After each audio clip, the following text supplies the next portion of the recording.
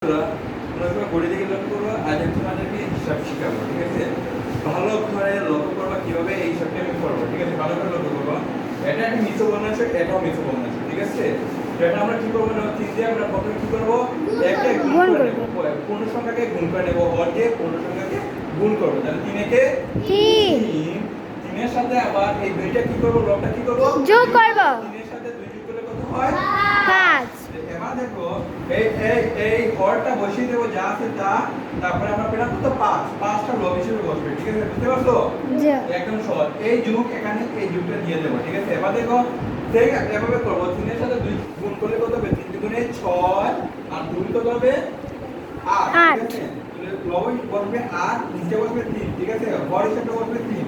এবার দেখো যদি একই সমান হয় হর, তাহলে একটা বসিয়ে নেব আমরা। ঠিক আছে, সংখ্যাটা একটা বসিয়ে নেব, তাহলে কত হবে, 3 হবে। ঠিক আছে, লসাগুটা 3 বসবে।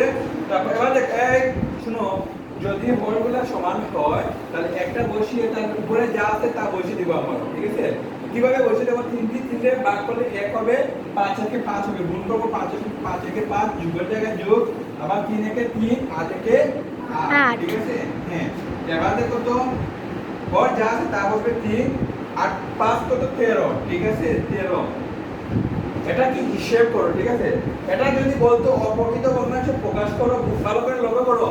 এটা যদি বলতো এটা যদি বলতো অপ্রকৃত ভগ্নাংশ প্রকাশ করো, তাহলে এটাই উত্তর হয়ে যেত। ঠিক আছে, যেহেতু এটা অপ্রকৃত ভগ্নাংশ নয়, সেহেতু এটাকে আমরা মিশ্র ভগ্নাংশে প্রকাশ করতে পারি। দেখো 3 দিয়ে 13 কে ভাগ দিলে কত হয়, দেখো 3 3 9, 3 7 12, 4 দিয়ে 4 বার 12, 1। ওকে, এটাই হবে আমাদের কাঙ্ক্ষিত উত্তর, 4 সমস্ত 3 ভাগের 1। এটি হবে আমাদের কাঙ্ক্ষিত উত্তর। বুঝতে পারছো?